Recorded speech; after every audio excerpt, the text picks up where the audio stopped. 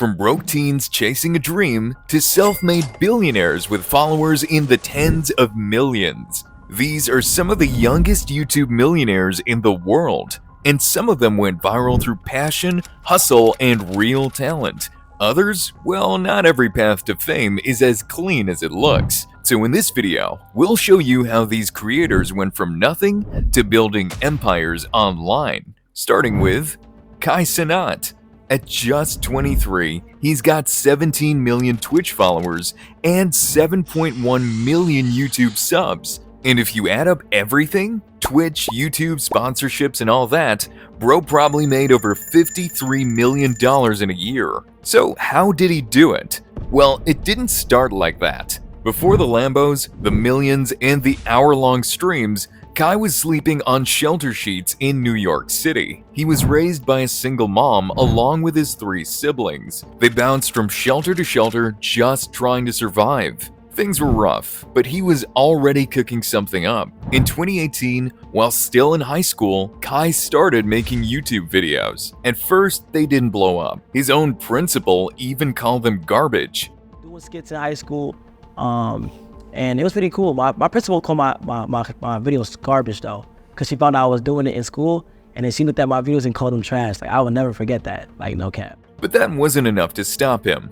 After high school, Kai did what most people do. He went to college and picked up a 9-to-5. But while he was packing grocery bags, he was thinking, it's a job, but you love it. Yeah, but I love it.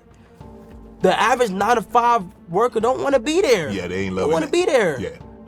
He knew he had to bet on himself, so he did. Things started to change when he linked up with Phantom and joined a group of creators called AMP.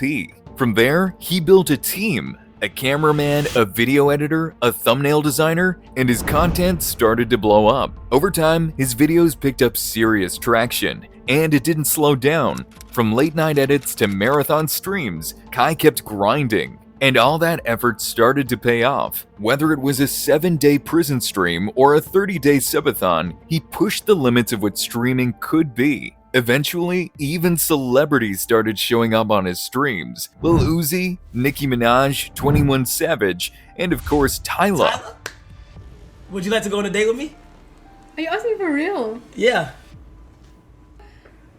But we friends though. You right. Yeah, we friends.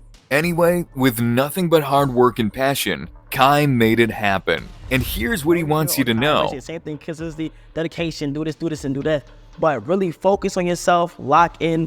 Whatever you want to do is definitely possible.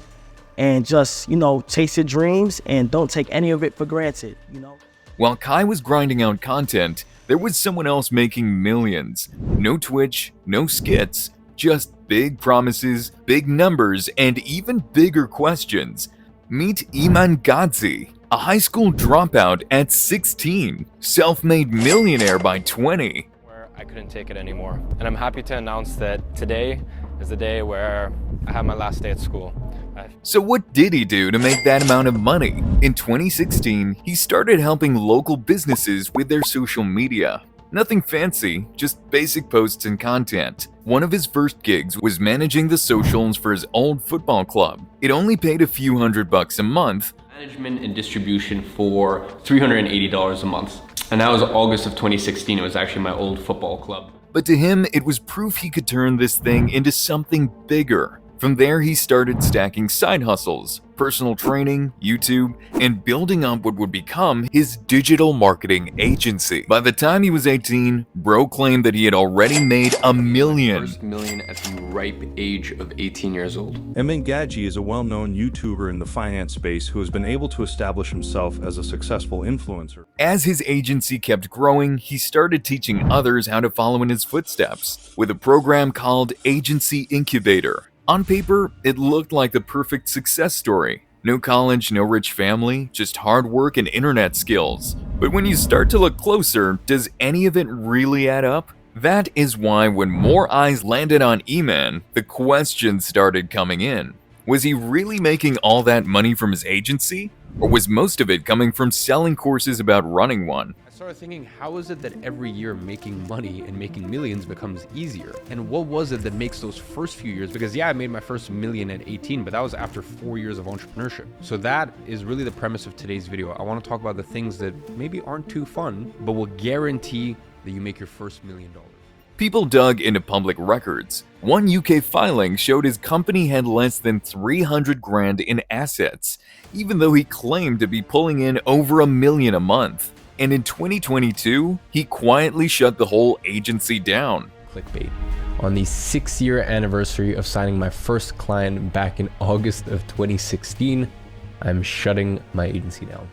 But that same year, he launched an NFT project called the Gentleman's Croquet Club. It promised elite access, big value, and a tight-knit network. What people got instead? Nothing. The project collapsed. Holders lost money. Iman reportedly made $2.8 million on launch day, and then quietly dipped from the community. People were left with broken promises and refunds that, according to many, never came. To this day, Iman still has his audience, still drops the same motivational content, but in an economy built on influence, it's no longer just about what you sell. It's about what people believe you stand for. And for Iman Gadzhi, those beliefs are starting to crack. Well, it's already broken. After all the hype and questions around Iman's story, it's refreshing to see someone who just made people smile and got rich doing it. This next creator built something you could actually see, brick by brick, literally, in Minecraft. Meet Unspeakable, a millionaire made through hard work and real entertainment. So Unspeakable, real name Nathan Johnson Graham, is a 26-year-old creator and one of the richest Minecraft YouTubers in the world. But before all that, Nathan was just a regular kid who loved Legos and video games. At 13, he found YouTube, right around the time Minecraft started to blow up. So he made a channel, deleted it, then tried again. By the time he was in 11th grade, he had 100,000 subscribers. We have just hit an absolutely insane milestone, 100,000 subscribers. You can probably see a screenshot or a little image on your screen. That was enough for him to buy a better PC and start treating YouTube like a full-time job. But the more serious he got about content, the more school took a back seat. He almost didn't graduate, and college wasn't even on the radar anymore. When he hit 1 million subs, bro locked in on YouTube. Eventually, he left his original group and started building his own brand. His first merch line was packed and shipped straight from his parents' garage, and it sold out. Later, he branched out from just gaming and started doing vlogs and real-life challenge videos. Then he started uploading across separate channels. If you combine his 3 main ones, and you've got over 38 million subscribers total. So if you count everything, ads, merch, sponsors, and even his course, bro's probably pulling in millions a year. That's why he's got a bunch of expensive cars, including a McLaren Senna, and a mansion on a private island. He's 26 with a net worth of over $28 million, and it's crazy that people told him gaming wasn't a real job, but he kept going and proved them wrong. Unspeakable proved that gaming could actually build a fortune, but the next creator didn't just make money. He didn't just blow up on YouTube. He changed how the whole platform works. That's MrBeast. But before he hit a net worth of over $2.5 billion, MrBeast grew up broke, neglected, and raised in a broken home, surrounded by illness and constant struggle. And somehow, he still found a way out. Jimmy Donaldson, aka MrBeast, grew up in Wichita, Kansas. His parents split early. His mom worked in the military and wasn't around much. His dad was reportedly abusive. By 12, his little sister was diagnosed with leukemia, and his mom lost everything during the 2008 financial crisis. Then in high school, he was diagnosed with Crohn's disease, a painful condition that left him weak, depressed, and bedridden. I got Crohn's when I was 15, so I played baseball nonstop. And then when I got Crohn's, I lost like 50 pounds. I was like, fuck that. You got Crohn's? Crohn's disease. But Crohn's is something that's a genetic disease, right? So yeah. It just manifests itself. It started to emerge. Yeah, you're not born with it. Or I guess not? Most people get it like when they're around 15 to 20. I Oh, mean, I guess really? you're born with the genetics thing, but I guess it doesn't actually, the inflammation doesn't. But through all that, YouTube became his escape. Obsessed with the platform, he started his first channel at just 13, using a $9 headset and a laptop he stole from his older brother. His first channel, Beast5TY, got to 7,000 subs, but he deleted it after one video pulled only 5 views, 3 of which were his own. It only took 3 years just to hit 10K subscribers. He kept reinvesting, buying better gear, and learning everything he could about YouTube. Bro even dropped out of college after just 2 weeks. When his mom found out, she kicked him out. I never wanted to go to college. My whole goal in all of high school was to never go to college. I was just like, if I can just make enough money before high school is over, I can just do this. That's where I like doubled, tripled, quadrupled down on YouTube. I'm like, I'm still only making a few bucks a day. Like, we got to figure this out. But Jimmy had a plan. He started with a stupidly simple idea. Count to 100,000 on camera. I mean, think of the pain I'm about to get. Screw it. Let's 1, 2, 3, 4, 5, 6, 7, 8, 9, 10. And somehow, the video blew up. With his first sponsorship, he gave away $10,000 to a homeless person. Homeless guy, $10,000 today. What? How's it going? Be nice and just give people some help. So if you want to take it, it's about $10,000. That video helped define his entire brand. Every dollar he made went into the next video. Now his videos cost between $2 to $3.5 million each. And bro's not just a content machine. He launched Feastables, Beast Burger, and signed massive sponsorships. He's even donated to other creators like IShowSpeed. Here we go. Let's go! MrBeast donated $1.99.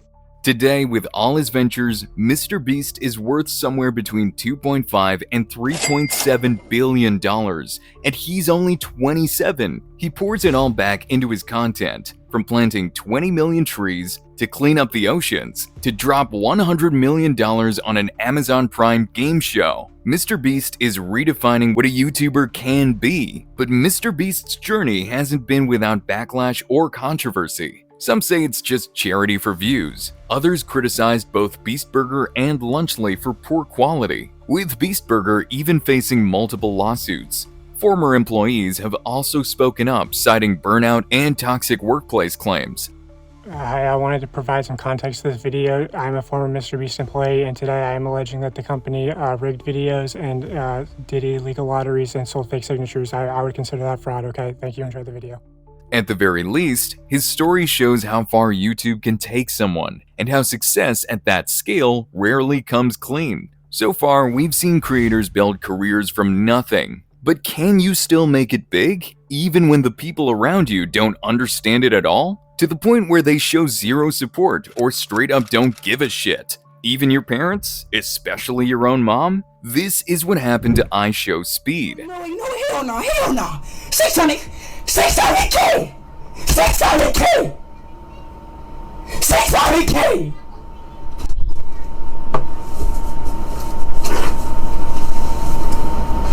Mom, come on. I don't give a fuck. Alright, okay, alright. I don't give a fuck. Alright. I'm gonna be on the recording. Okay, alright.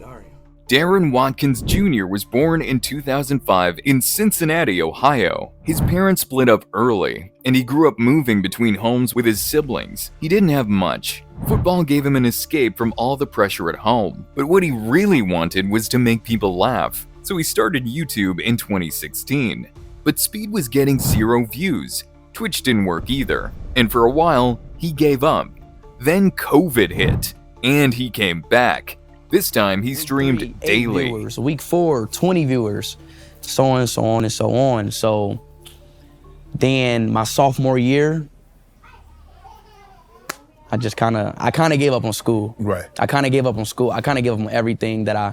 Unfiltered, loud, funny, sometimes unhinged. Clips of him started going viral. Fans posted his rages and reactions everywhere. Oh! TikTok, Instagram, Twitter, and suddenly, Speed was everywhere too. By mid-2021, he was pulling in hundreds of thousands of new subs, sometimes in just a few days. When his mom saw one of his clips going around online, she gave him a choice: either quit streaming or leave the house.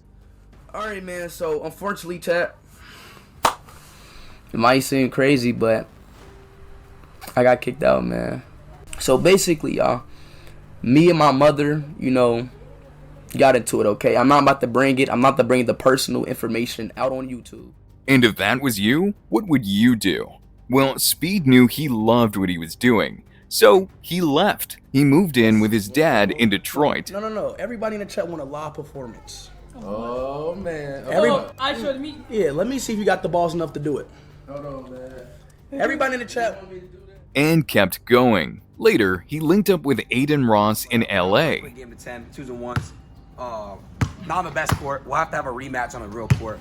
Yeah, but I'm ready though. You see that? Jesus. Speed brought energy. Aiden brought the platform. Together, they took over. The real breakthrough came when Speed started obsessing over Cristiano Ronaldo. That Sue became a global meme. Guys, take a picture. Take a picture. Ronaldo, sue me. Ronaldo, sue me. And Speed became a global name. Football fans from Brazil to Indonesia knew who he was. In 2024, he streamed live from Indonesia and broke the record. Oh my God! 1 million live viewers! 1 million!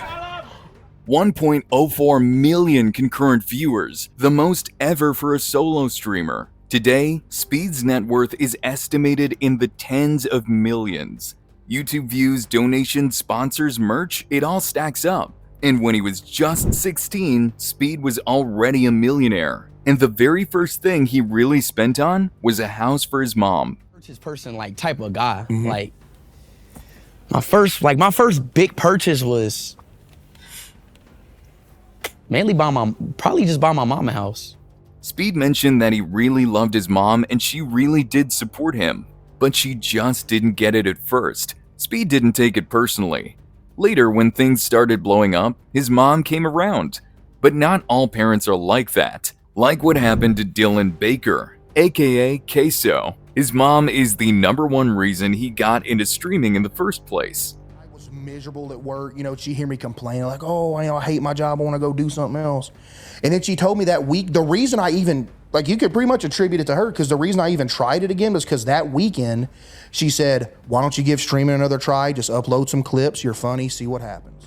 Before he was earning millions and racking up over 20 million followers across platforms, Bro was born in Dallas County, Arkansas in 1998. Dylan grew up in a Christian household with 2 brothers. Money was always tight. His dad worked brutal labor jobs for years, even after multiple surgeries, just to keep the lights on. Dylan helped early on, doing odd jobs with his dad and playing drums at church. At 14, he came across a nade shot video and instantly knew he wanted to be a YouTuber. He made his first channel in 2011 and bought streaming gear in 2015, but his internet was too slow to even go live. He gave up before he even got started.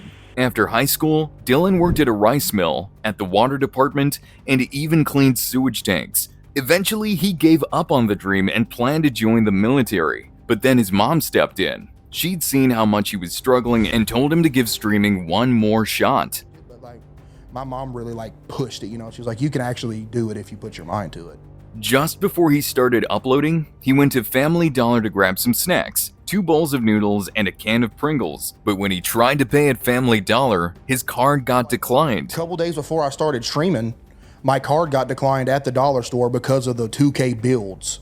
You know, I own everything I love. I went to the dollar store, the Family Dollar. He didn't steal, but he ran out of the store embarrassed and humiliated. That was it. That was the final push he needed to realize how far down he'd fallen and how badly he needed to bet on himself. So he dug out his old webcam and capture card from 2015 and went all in. In September 2022, CaseOh uploaded 3 fake NBA 2K23 stream clips. He wasn't even live, just pre-recorded gameplay with voice acting. The next morning, he had 50,000 followers on TikTok. 3 TikToks that night when I went to sleep of me playing 2K. 2K23 when it first dropped, because I knew it was hot. You know what I mean? Because it first dropped. 2K when it drops is always hot.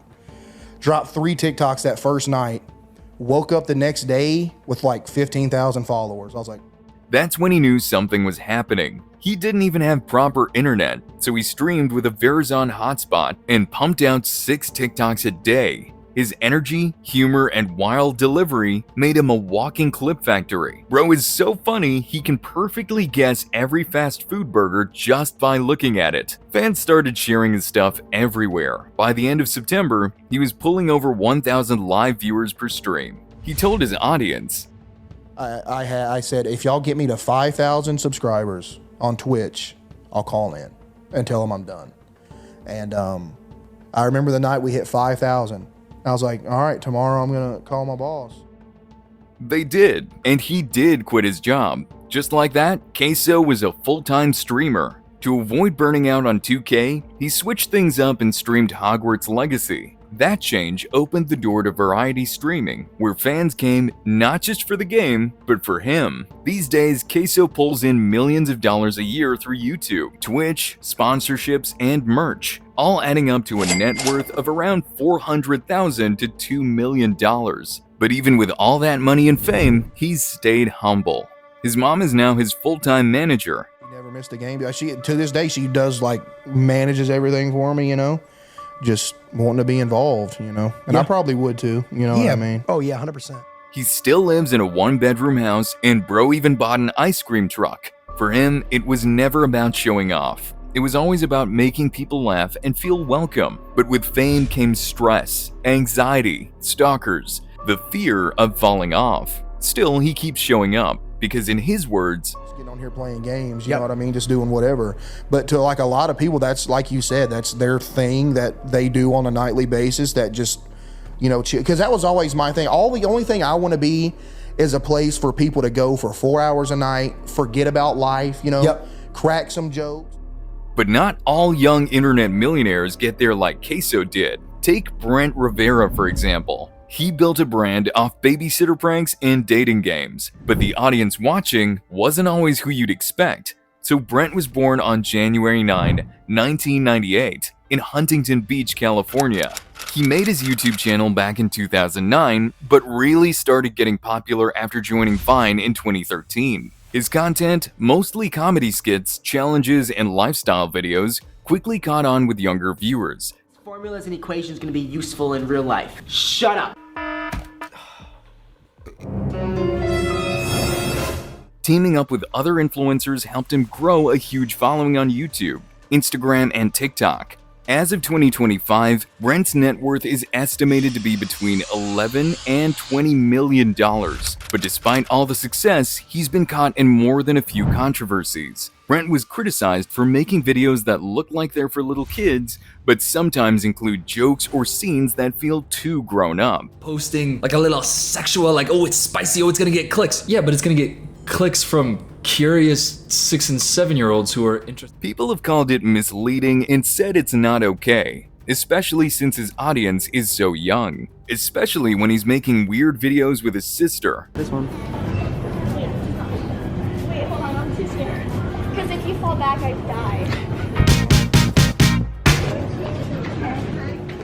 He's also been called out for copying video game ideas from other creators without giving credit. All those videos are fake and he steals everyone's ideas. Wait a second. Rich douchebag faking his videos? I've never seen anything like that. He actually stole his thumbnail, so then everyone took the opportunity. Brent's journey from a wannabe actor to one of the biggest names on the internet shows just how far he's climbed. But his content still raises questions. Who is it really made for? And how far should creators go to chase views? Because the internet doesn't just reward talent, it rewards attention. But success always comes at a cost. So if you want that spotlight, what are you willing to risk to get it? Because one creator risked everything, and now he's facing up to 24 years in prison.